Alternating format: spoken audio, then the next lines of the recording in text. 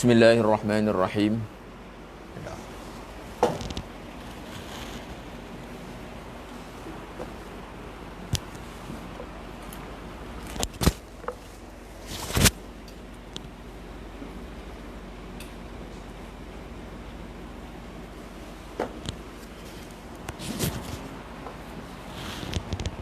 Yang lain? Dua.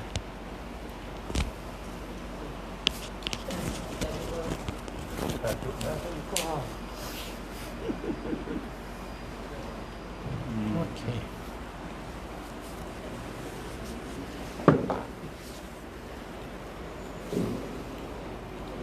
Bismillahirrahmanirrahim.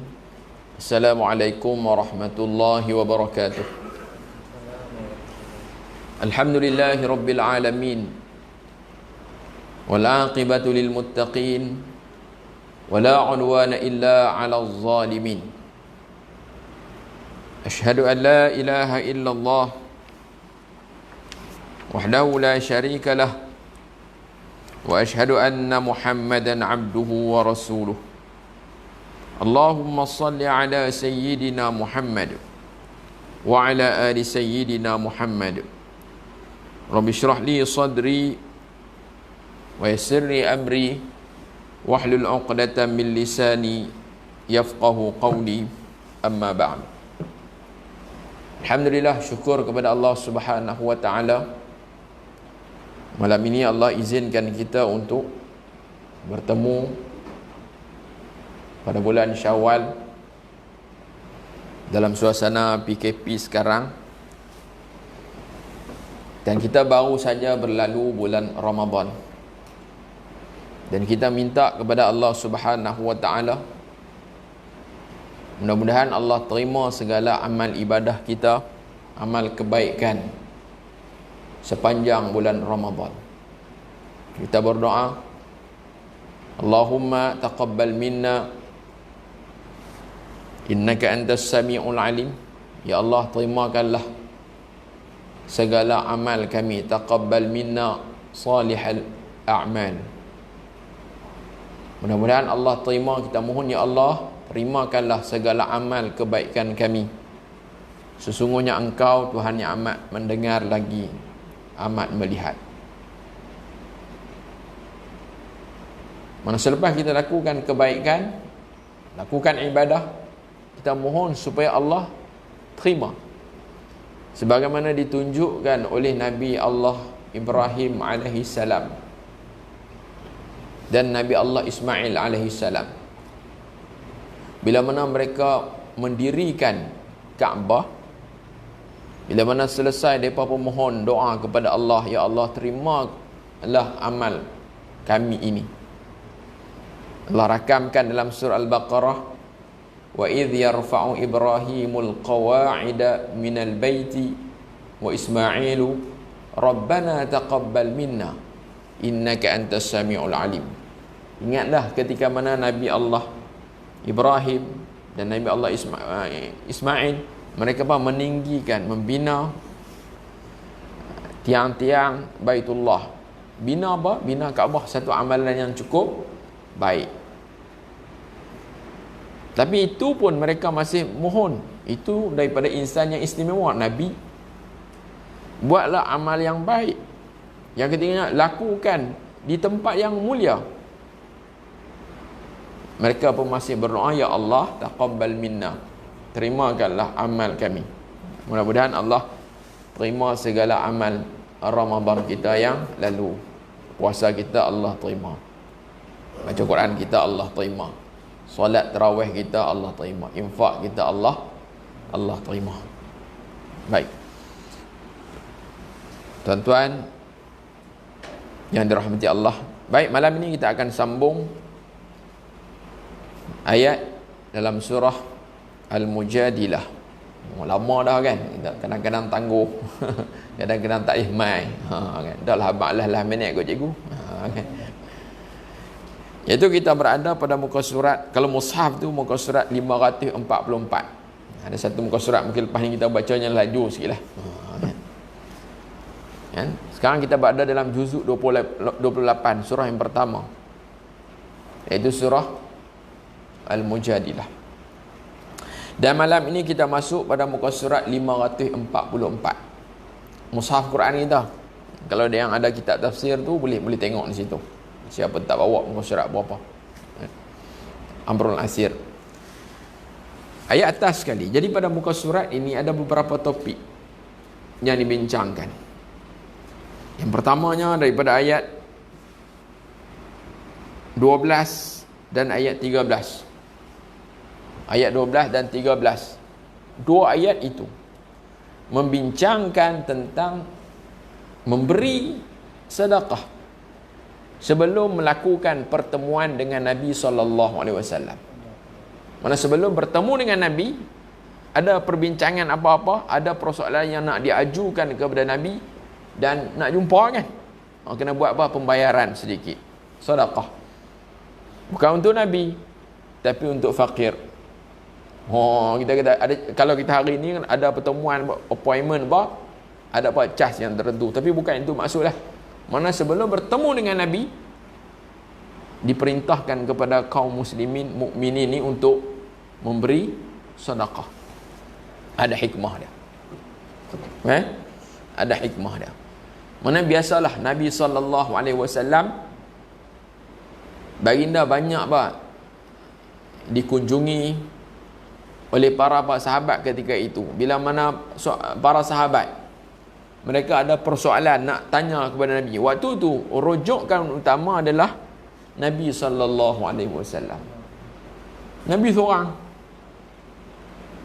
Bila mana seorang sahabat ada satu persoalan nak tanya, jumpa Nabi.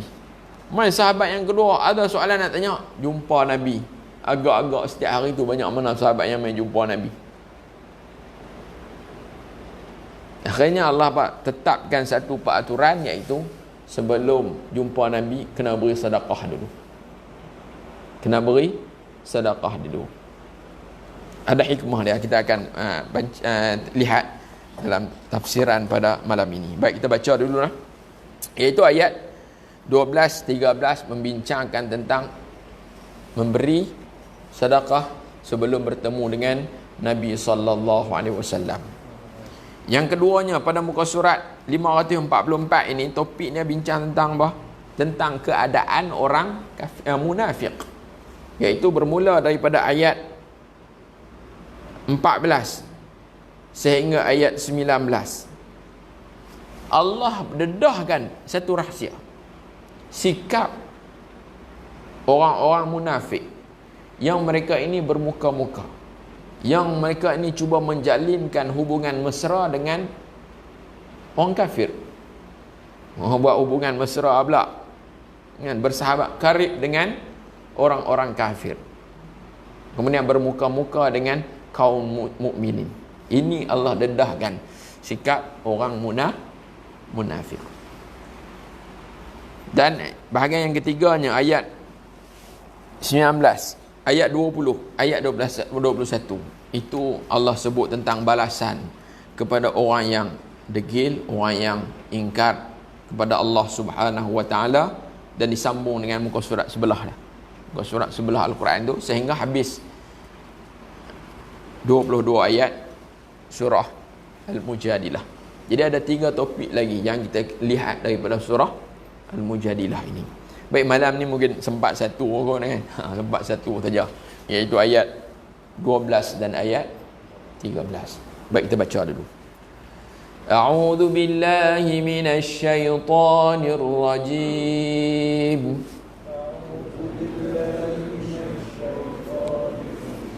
Bismillahirrahmanirrahim.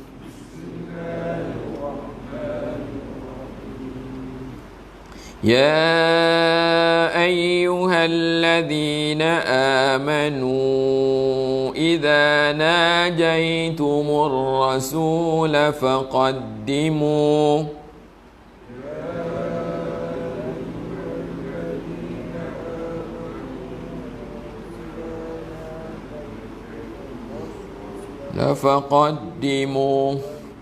فقدموا بين يدي نجواكم صدقة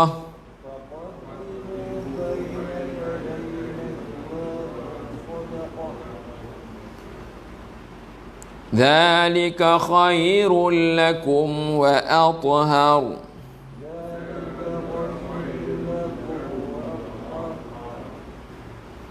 فإن لم تجدوا فإن الله غفور رحيم.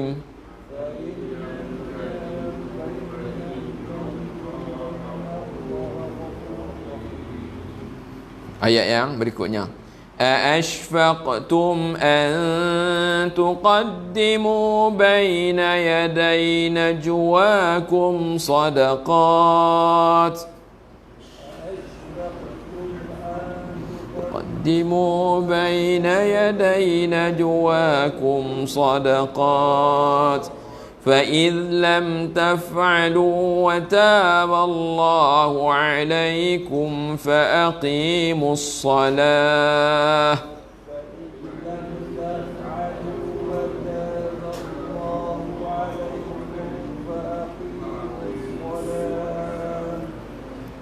فأقيموا الصلاة وآتوا الزكاة وأطيعوا الله ورسوله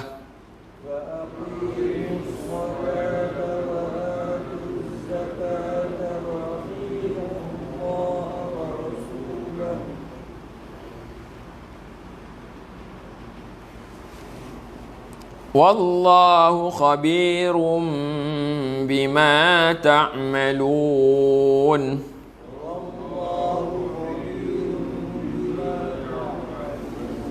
Baik. Sadaqallahul azim. Ini dua ayat yang membincangkan, mendahulukan sedekah sebelum bertemu untuk mengadakan perbicaraan dengan Nabi sallallahu alaihi wasallam. Kita tengok satu-satu ayat, apakah yang kita dapat pelajari daripada ayat ini, kan? Pertama Allah sebut ya ayyuhalladzina amanu, mana wahai orang-orang yang beriman. Allah mulakan dengan wahai orang-orang yang beriman. Idza najaitumur rasula, apabila kamu nak menghadap, bertemu, bermunajat, berbicara, buat temu janji, jumpa Nabi untuk tanya soalan, ataupun ada persoalan-persoalan yang kamu nak ajukan dengan berjumpa dengan Nabi sallallahu alaihi wasallam, faqaddimu baina yaday najwakum sadaqat, maka persembahkan, maka berikan sebelum itu sedekah. Sedekah baina yaday najwakum sadaqah, berikan sedekah, kan? Ini bah terjemahannya. Mana wahai orang-orang yang beriman, apabila kamu hendak menghadap dan bertanya sesuatu kepada Rasulullah sallallahu alaihi wasallam, faqaddimu baina yaday najwakum sadaqah, maka hendaklah kamu bersedekah ini kepada fakir miskin sebelum kamu menghadap Nabi sallallahu alaihi wasallam. Ini satu bab arahan, satu perintah daripada Allah Subhanahu wa taala. Kalau kita tengok kepada ayat sebelum ini, kita belajar tentang apa? Ayat muka surat sebelum, iaitu adab dalam majlis, dengan adab dalam majlis ilmu. Kita bicarakan dengan tuntas.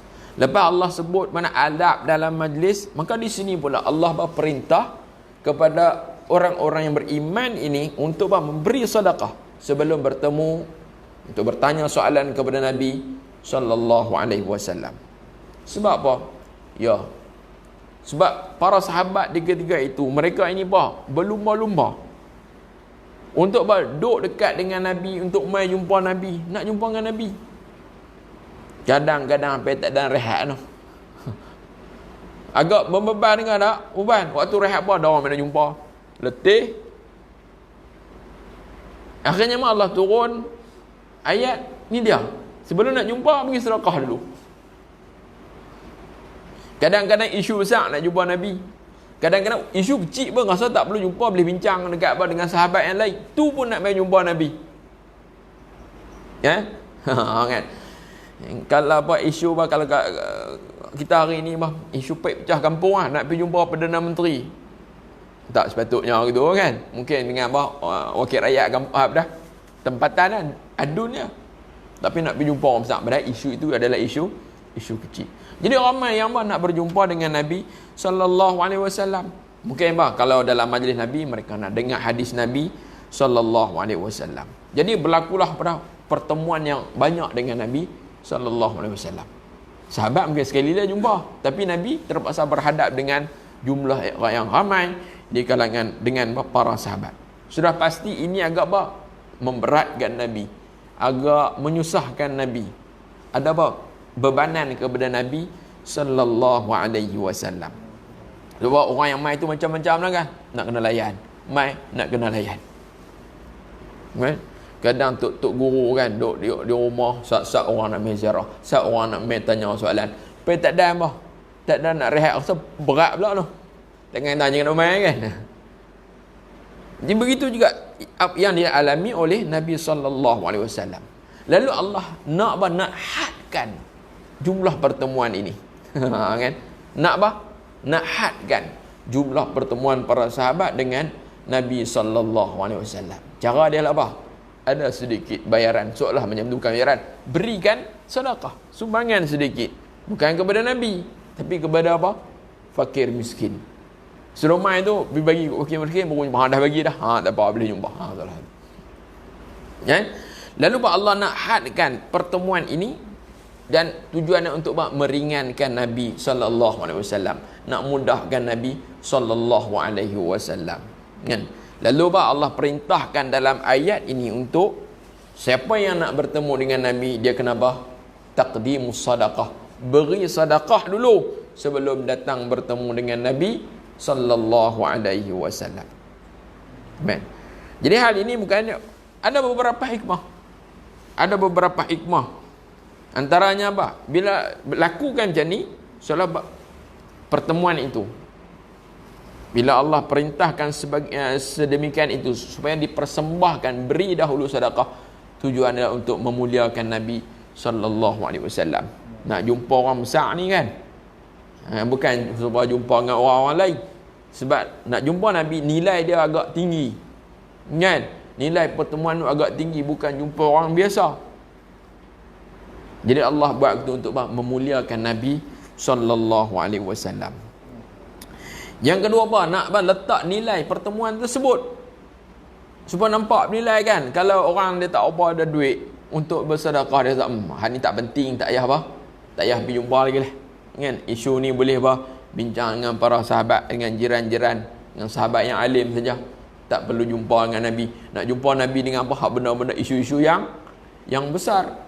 Letak nilai kan, nampak pertemuan tu ada nilai. Ni rasa nak pergi jumpa, Assalamualaikum, masuk jumpa, nampak sangat kan, tak ada isu besar pun.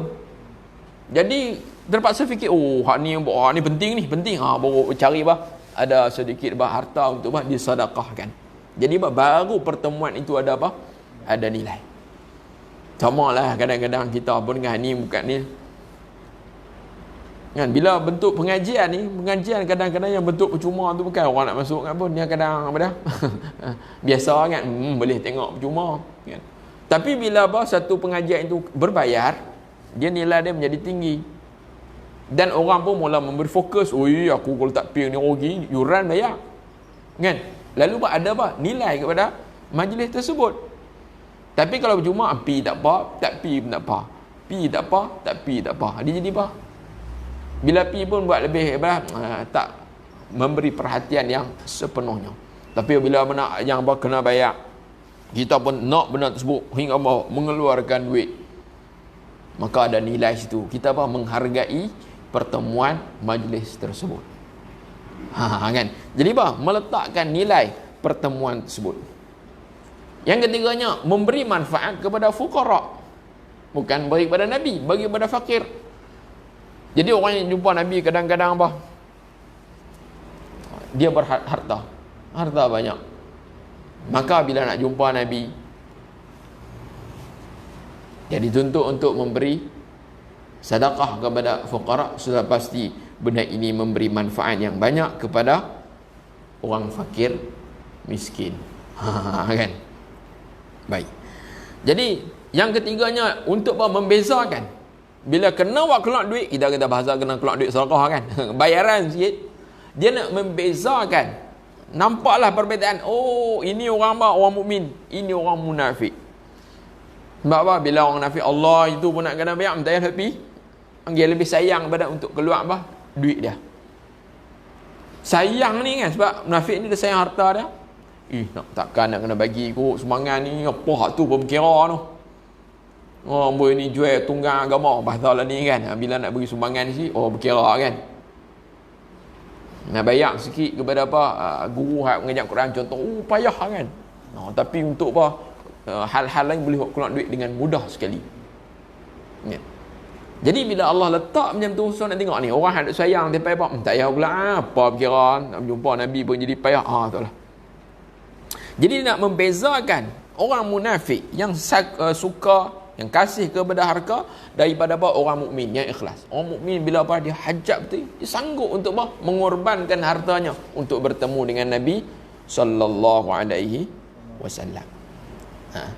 Dan Allah Ibn Abbas pun ada sebut, dia kata apa? Orang muslimin ni banyak sangat aktsarul masail. Maka itu banyak sangat apa?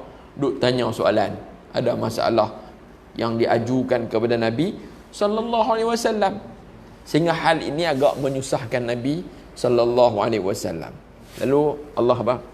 Dia nak Allah ni asbabun nuzul. Allah pun nak ringankan Nabi sallallahu alaihi wasallam, nak hadkan pertemuan tersebut, lalu diperintahkan untuk dipersembahkan sedekah sebelum bertemu dengan Nabi sallallahu alaihi wasallam. Ketika tu kurang sikitlah kan. Kurang sikitlah. Allah nak kena apa? Ada SOP dia nak jumpa Nabi pun. Kan? Ada SOP dia. Okey, baik. Ni antara apa gambaran ringkas berkaitan dengan apa? Memberi bayaran sumbangan sebelum bertemu dengan Nabi sallallahu alaihi wasallam. Baik. Kadang-kadang orang buat pengajian pun macam tu juga, bila buat hadirin ramai sangat, nak 30 orang saja culih tempat. Kalau buka penuh kan. Akhirnya bayar yuran dulu lah. Bayar yuran dulu baru dibataskan. Jadi orang nak masuk pun dia rasa apa? Betul-betul nak masuk baru dia masuk. Dia sanggup untuk apa? Cari duit sebab betul-betul dia nak menyertai majlis tersebut. Hak rasa tak perlu, okay, dah lah. Kan? Kalau buka umum, hak tak perlu pun, nak pergi tumpang-tumpang tu lah, nak pergi ramai gitu saja. Maka nilai kepada majlis tersebut menjadi apa? Biasa kan? Biasa saja. Baik. Baik, kita tengok balik kepada ayat. Ya Allah sebut, wahai orang-orang yang beriman, apabila kamu nak menghadap Nabi, untuk berbicara dengan Nabi sallallahu alaihi wasallam, maka persembahkan sedekah, berikan sedekah sebelum diadakan pertemuan tersebut. Bila mana kamu nak bertemu dengan Nabi sallallahu alaihi wasallam.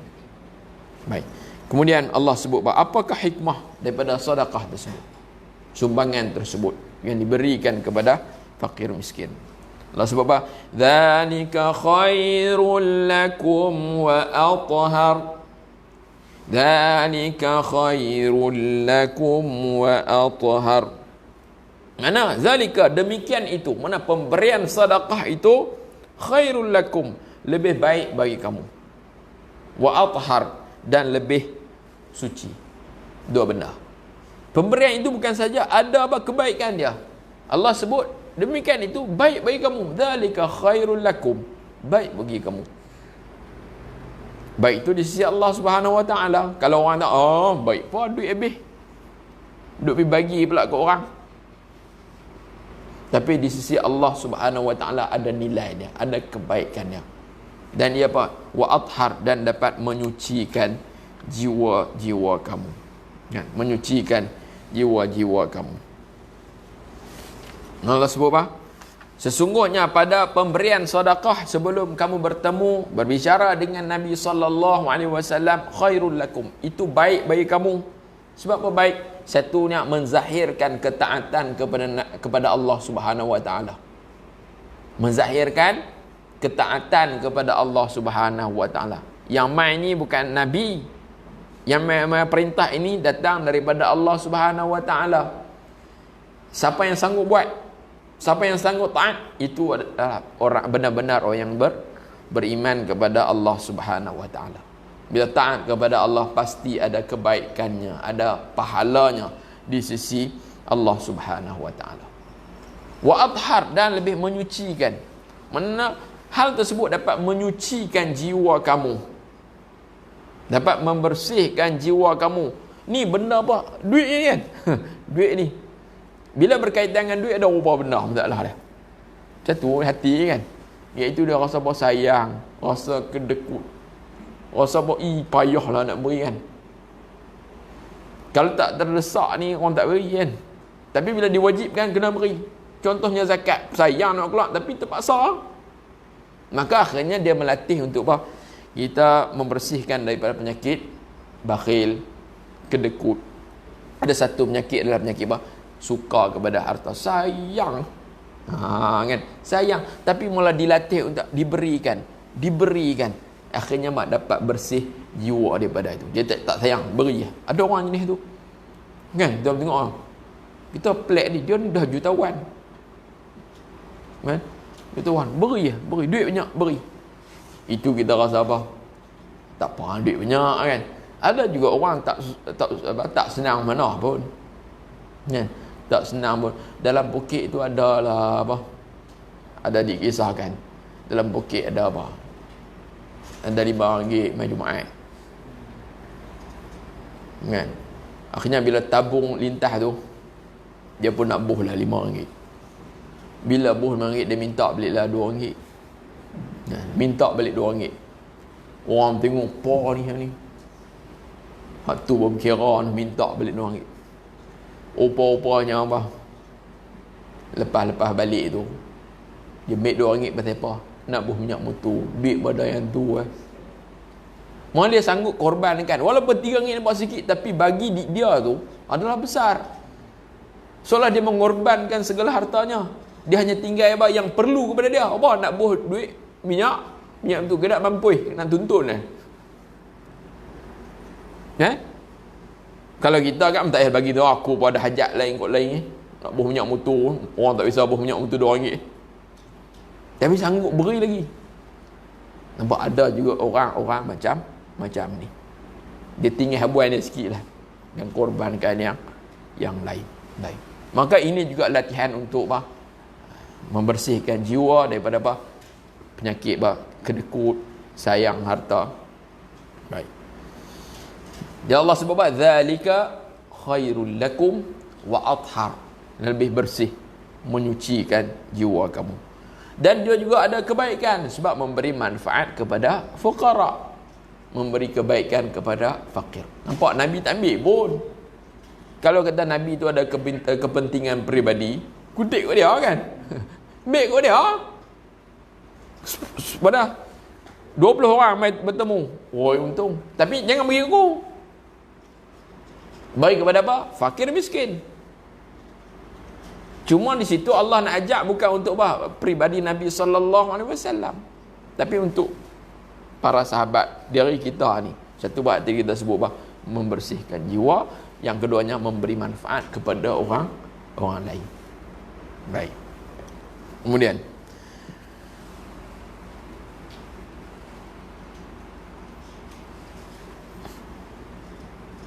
dan sambungan ayat dia. Sambungan ayatnya, fa illam tajidu fa innallaha ghafurur rahim.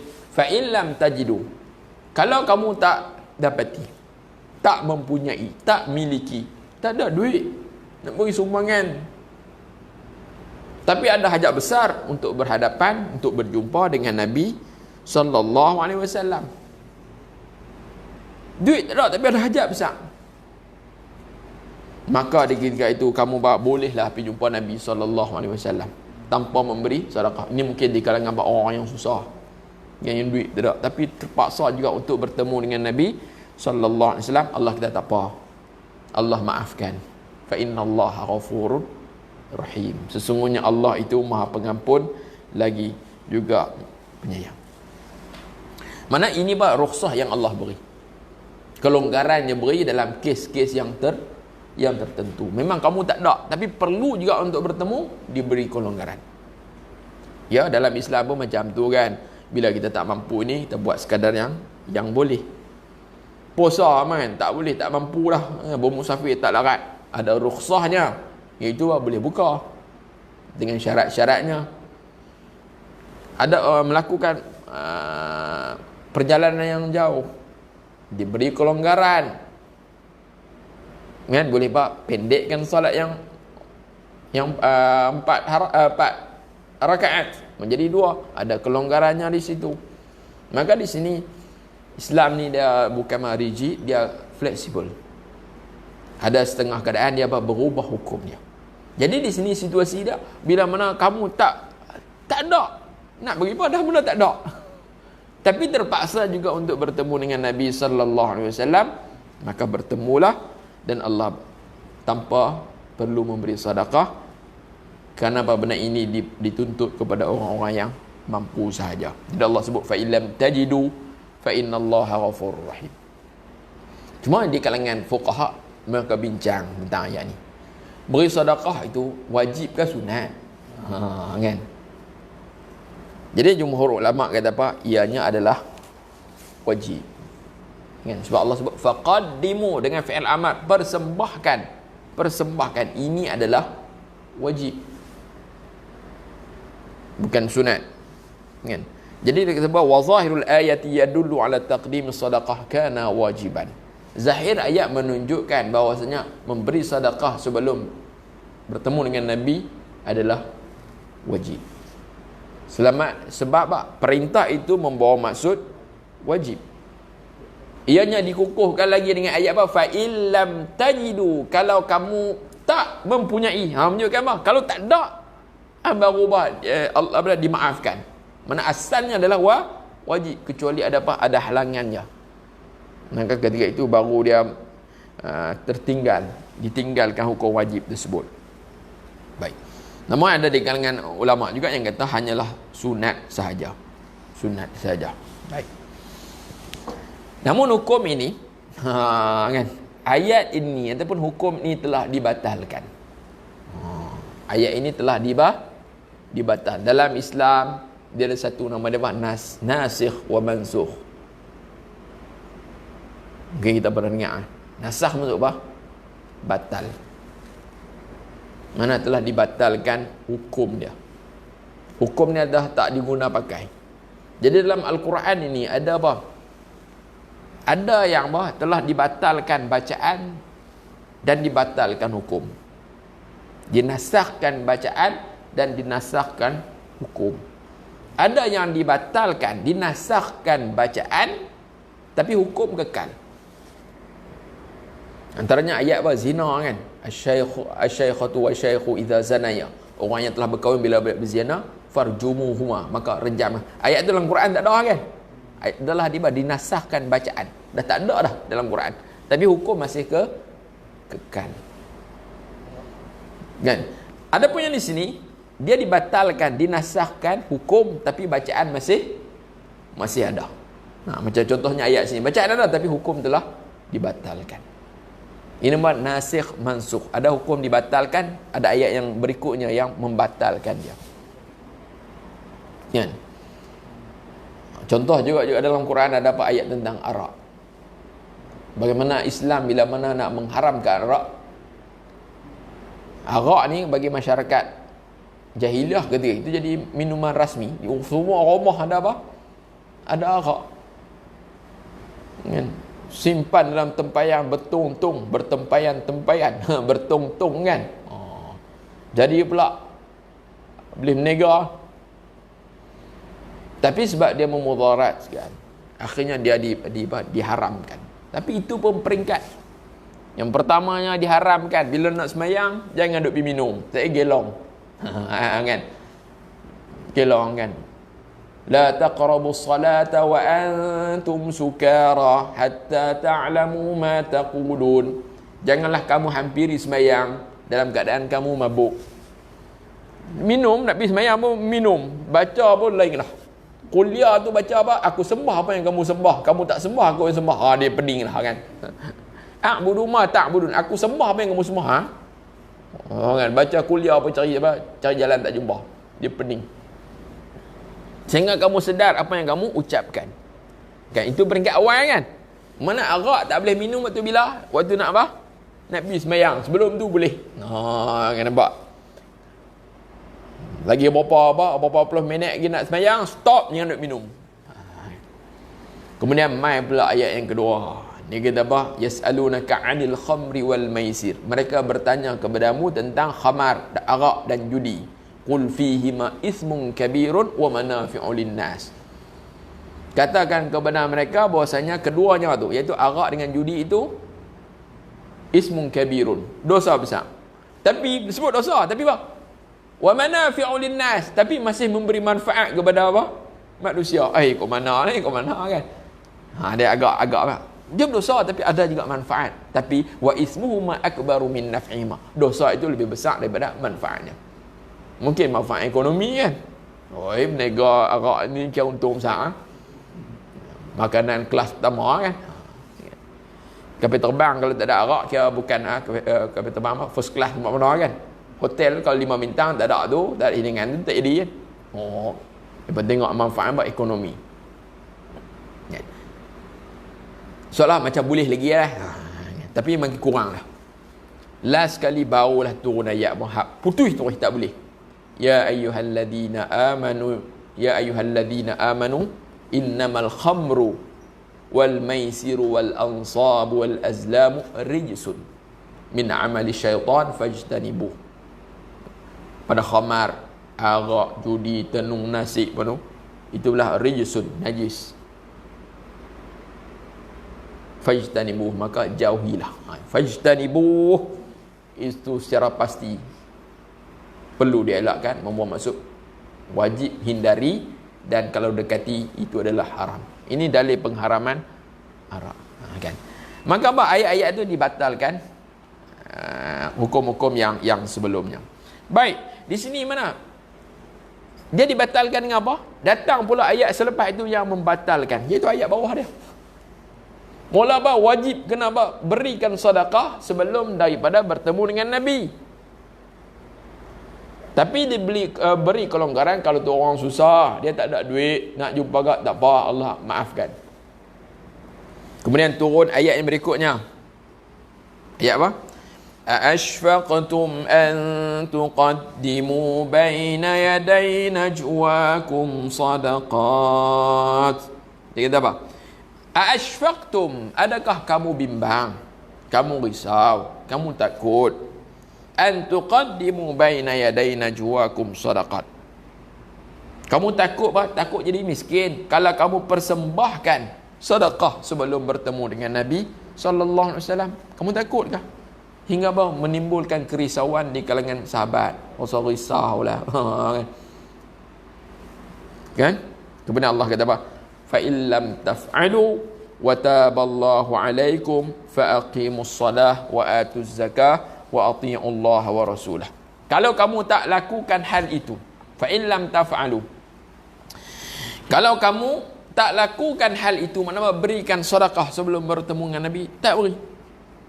Mana wataballahu alaihim wataballahu alaikum, kemudian Allah maafkan kamu, Allah terima taubat kamu, fa aqimus salah. Maka ayat ni kata apa? Kalau kamu tak lakukan, maka dimaafkan. Lalu kamu kena buat apa? Fa aqimus salah. Dan Allah pun maafkan kamu kerana kamu tidak mampu, maka dirikan sembahyang, wa atuz zakah, dan berikan zakat, wa atiullaha wa rasulah, dan taatilah Allah dan Rasulnya. Jadi ayat ini membatalkan ayat sebelumnya.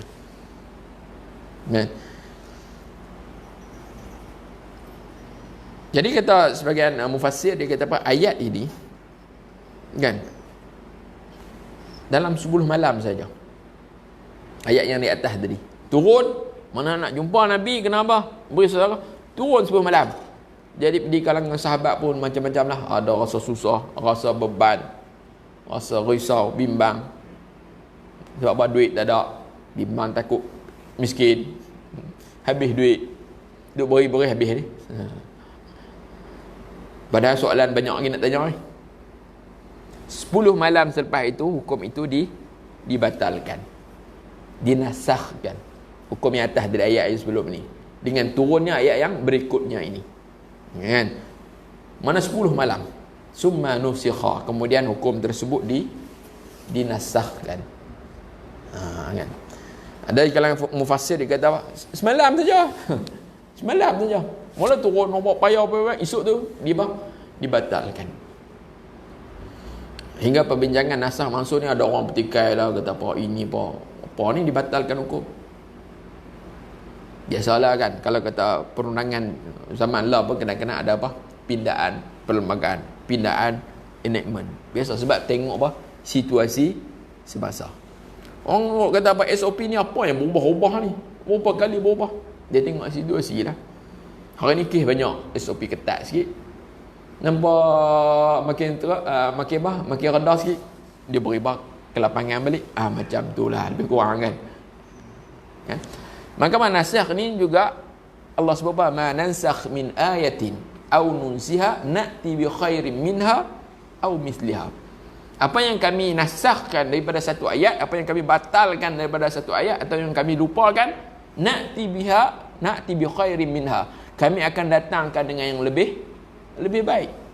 Jadi hukum yang kedua ni tak perlu banyak, nampak lebih baik, nampak apa? Ringan sikit. Au misliha, ataupun hukum ni tu nampak sama saja. Hukum yang pertama dibatalkan, datangkan hukum kedua, tapi nampak sama saja kedudukan dia. Dan kadang-kadang mungkin nampak apa? Lebih berat sikit. Tapi ada apa kebaikannya, mungkin di sudut pahalanya. Baik. Jadi ma nansakh min ayatin aw nunsiha na'ti bi khairin minha aw misliha.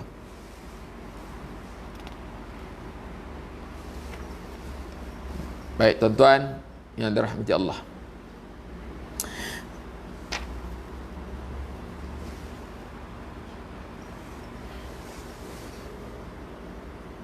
Kemudian Allah sebut fa illam taf'alu, kalau kamu tak dapat lakukan apa yang diperintahkan untuk memberikan sedekah sebelum bertemu dengan Nabi, mungkin sebab payah ke atas kamu rasa berat, kemudian Allah beri rukhsah untuk tinggalkan, wa taballahu alaikum, sebab Allah beri kelonggaran untuk ditinggalkan, lalu kamu pun bermunajat bertemu dengan Nabi SAW tanpa beri sedekah, kan? Maka ketika itu faqimus salat, dirikan sembahyang, buat kebaikan, berikan zakat, taat kepada Allah Subhanahu wa taala. Wallahu khabirum bima ta'malun. Allah Maha mengetahui dengan apa yang kamu lakukan. Allah mengetahui dengan apa yang kamu lakukan. Baik.